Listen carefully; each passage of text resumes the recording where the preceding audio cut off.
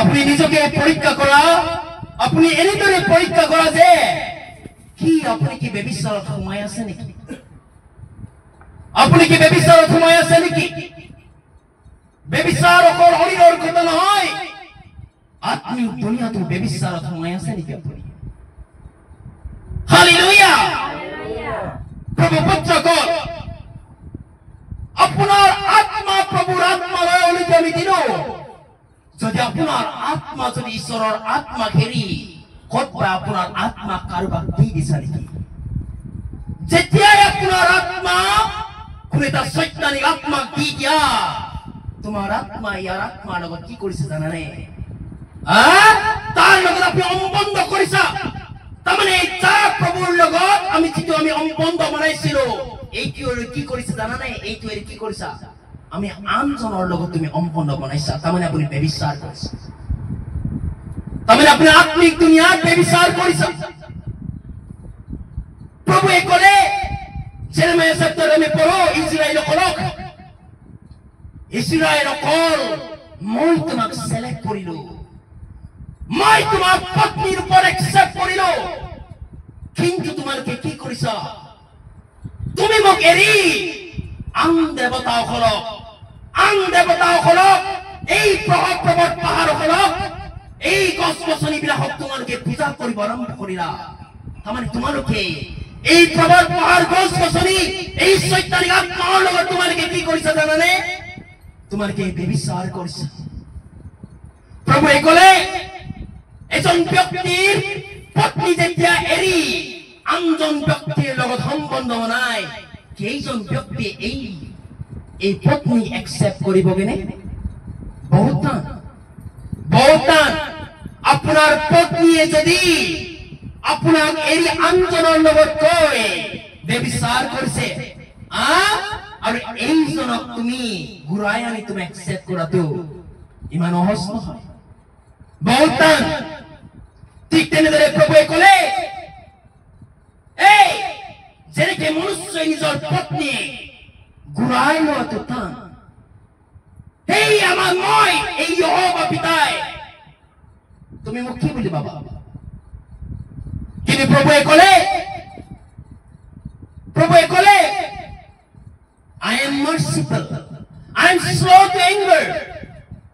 If you repent yourself and come back to me, I will accept you as my wife again. প্ৰভুৱে ক'লে, আপুনি যদি ৰিপেণ্ট কৰা, আপুনি এই দেৱতাৰ পৰা, এই পৰ্বত পাহাৰৰ পৰা, এই গছ গছনিৰ পৰা যি আপুনি সম্বন্ধ বনাইছিলে, আপোনাৰ আত্মা এইবিলাক দিছিলে, আপুনি এইবিলাকক হেৰি মোলৈ যদি ঘূৰি আহা, মই তোমাৰ পৰা খং নাৰাখো, মই দয়াবান হয়, I am merciful. আপুনি ঘূৰি আহক। মই আপোনাক যেনেকে আগতেই মই নিজৰ পত্নীৰ ৰূপে একচেপ্ট কৰিছিলো, এতিয়াও তোমাক চেম এইটোৱে মই একচেপ্ট কৰিম। আমেন। প্ৰভু পুত্ৰগণ, প্ৰভু যীশুৱে আমাক ব্যভিচাৰৰ পৰা বচাই ৰাখি আমাক কুমাৰী বনাই ল'লে। আমাক ব্যভিচাৰীৰ পৰা বিচাৰি বচাই আমাক কি বনালে? কুমাৰী বনাই ল'লে। কুমাৰী মানে কি জানানে? কুমাৰী যিসকল হয়, যিসকলে এতিয়ালৈকে বিয়া হোৱা নাই বা সম্বন্ধ বনোৱা নাই, তাক কুমাৰী বুলি কোৱা হয়। হালেলুয়া। প্ৰভু যীশুৰ দয়াৰ দ্বাৰা, প্ৰভু যীশু মনুষ্য জাতিৰ বাবে, আমাৰ বাবে ক্ৰুচত মৃত্যু গ্ৰহণ কৰাৰ দ্বাৰা, ক্ৰুচত আমাৰ তেজ পোৱাৰ দ্বাৰা, আমাৰ কোনো ব্যভিচাৰী চাপ কৰি তাৰমানে আমাক ধুই পেলি আমাক কি বনালে জানানে? ইয়াৰ দয়াৰ দ্বাৰা আমাক কুমাৰী বনাই ল'লে, আৰু নিজকে নিজৰ পত্নী ৰূপে একচেপ্ট কৰিবৰ বাবে আমাৰ লগত এংগেজমেণ্ট কৰি ল'লে প্ৰভু যীশুৱে। যিদিনা আমি পিতা পুত্ৰ আৰু পবিত্ৰ আত্মাৰ নামত বাপ্তিস্ম ল'লো। হালেলুয়া। এখানে প্রভু যীশুর লিখা, প্রভু যীশুর বচনে লিখা আছে 10 জন কুমারীর বিষয়ে। এই 10 জন কুমারী মানে প্রতিজন বিশ্বাসীসকলক চিহ্নিত কৰিছে, প্ৰতিজন বিশ্বাসীসকলক বুজাইছে। তাৰমানে প্ৰভু যীশুৰ দয়াৰ দ্বাৰা হয়তো আপুনি আত্মিক দুনিয়াৰ আগতে তুমি ব্যভিচাৰী আছিলা, অন্যান্য দেৱতাৰ লগত আপুনি সম্বন্ধ বনাই আছিলা, অন্যান্য দেৱতা আপোনাৰ আত্মাক দি দিছা, আপুনি তাৰমানে তাৰ লগত সম্বন্ধ বনাই আছিলা। কিন্তু স্বয়ং পিতাই প্ৰভু যীশুৰ এই ক্ৰুচত মৃত্যুবৰণ কৰাই ইয়াৰ তেজ বহাৰ পিছত প্ৰভু যীশুৰ দয়াৰ দ্বাৰা আমাক ব্যভিচাৰৰ পৰা কুমাৰী বনাই ললে আৰু আমাক এংগেজমেণ্ট কৰি ললে। আজ যেতিয়া আমি পিতা পুত্ৰৰ পবিত্ৰ আত্মাৰ নামত মনত ৰাখিবা, এংগেজমেণ্ট হ'লেই কি বিয়া হ'ব, তাৰ এংগেজমেণ্ট হ'লেই যে বিয়া হ'ব এইটো কথা নহয়। এংগেজমেণ্ট কৰাৰ পিছতো বিয়া ভাঙি যায় যেতিয়া আপুনি ব্যভিচাৰত পৰি যায়। হালেলুয়া। কোনোবা এজন ল'ৰাই যদি ছোৱালীক এংগেজমেণ্ট দিলে, ৰিং পিন্ধালে, বিয়া হ'ব বাকী আছে, কিন্তু মনত ৰাখিবা এইজনী ছোৱালী যদি কাৰোবাৰ ল'ৰাৰ লগত যদি সম্বন্ধ বনাই ব্যভিচাৰ কৰি ফুৰে, এই বিয়া ভাঙিব পাৰে। হালেলুয়া। ঠিক তেনেদৰে আমি প্ৰভুৰ পুত্ৰ পুত্ৰী হিচাপে প্ৰভু যীশুৰ দয়াৰ দ্বাৰা আমাক যেনেকৈ কুমাৰী বনালে, আমাক যেনেকৈ ৰিং পিন্ধালে, এংগেজমেণ্ট কৰিলে, প্ৰভু যীশুৰ দয়াৰ দ্বাৰা মনত ৰাখিবা প্ৰভু যীশু যেতিয়া আগমন হ'ব এই অন্ধকাৰৰ সময়ত, এই অন্ধকাৰৰ সময়ত আপোনাৰ যদি তেল নাই, এই অন্ধকাৰৰ সময়ত যদি আমি আকৌ তুমি ব্যভিচাৰত যোৱাগে, মনত ৰাখিবা আপোনাৰ দ্বাৰা প্ৰভু যীশু আপোনাক একচেপ্ট নকৰিব। হালেলুয়া। প্ৰভু যীশুৱে ক'লে মই যেতিয়া পৃথিৱীত ঘূৰি আহিম, এই অন্ধকাৰৰ সময় আহিব, এই অন্ধকাৰৰ সময় যেনেকে প্ৰভু যীশুৱে ক'লে মোৰ দ্বিতীয় আগমন সদম এণ্ড গমোৰাৰ দৰে টাইমত হ'ব, সদম এণ্ড গমোৰাৰ দৰে টাইম হ'ব।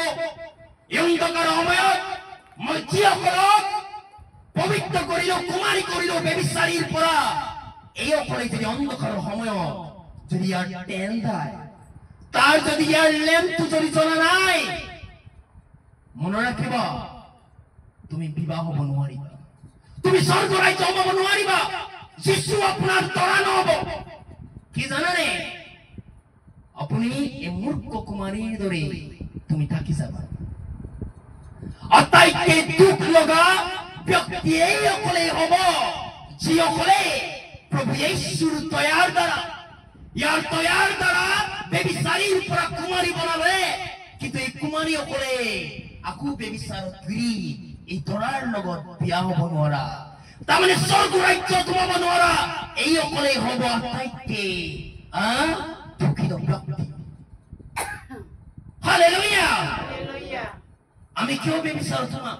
আমি কিয় আমাৰ আত্মা প্ৰভু যীশু, আমাৰ মন আৰু শৰীৰক প্ৰভু যীশুক দি দিলো? কিয় আমি চৈতানিক আত্মাৰ লগত জামাতাৰ লগত আমি ব্যভিচাৰ কৰিম? হালেলুয়া।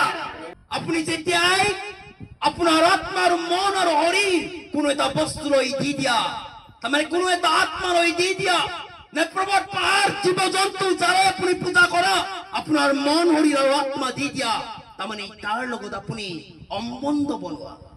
তাৰমানে যেতিয়া আমি প্ৰভুক জানি, প্ৰভু যীশু আপোনাৰ মন আৰু শৰীৰ, আপোনাৰ আত্মা দি তাক এৰি যদি আনজন ব্যক্তি বা আনজন পৰ্বত পাহাৰ য'ত চৈতানিক আত্মাই বাস কৰে, তাত যদি আপোনাৰ মন আৰু শৰীৰ দি দিয়া, তাৰমানে তাত আপুনি সম্বন্ধ বনাই ললা, তাৰমানে আপুনি ব্যভিচাৰ কৰিছে।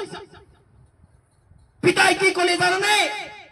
Love your God with all your heart, with all your mind, with all your strength. That is the first and greatest command. প্ৰভু যীশুৱে কি ক'লে জানানে?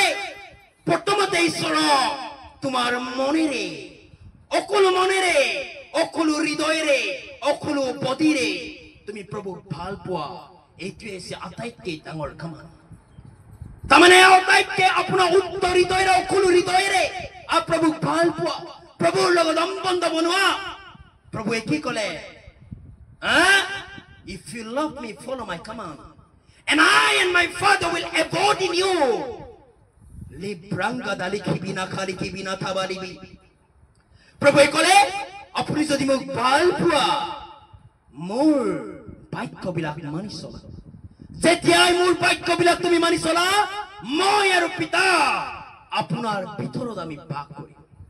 হালেলুয়া হালেলুয়া গতিকে প্ৰভু পুত্ৰকল আপুনি নিজকে পৰীক্ষা কৰা কি আপুনি এই স্বয়ং ঈশ্বৰক তুমি হেৰি কতবা আপুনি ব্যভিচাৰ কৰিছা নেকি আপুনি যদি ব্যভিচাৰত পৰি আছে ব্যভিচাৰত ভুগি আছে আত্মিক দুনিয়াত আপুনি ঘূৰি আহা ৰিপেন্ট কৰা প্ৰভুৱে যেনেকৈ ক'লে I am slow to anger I am a merciful God মই ধীৰে ধীৰে খং কৰা মই দয়াবান ঈশ্বৰ হয় যেনেকৈ এজন ব্যক্তি নিজৰ পৰিয়াল পত্নীক এৰি গৈ আনজনৰ লগত সম্বন্ধ কৰে যেনেকৈ এই কৰি আহোঁতে একচেপ্ট কৰিবলৈ টান যদিও টান প্ৰভুৱে ক'লে মই দয়াবান ঈশ্বৰ হয় গতিকে প্ৰভু পুত্ৰকল আপুনি যদি ঈশ্বৰক হেৰি কতবাই তুমি আত্মিক দুনিয়াত যদি ব্যভিচাৰত পৰি আছে তেনেহলে আপুনি ৰিপেন্ট কৰা ঘূৰি আহা ঈশ্বৰলৈ ঘূৰি আহা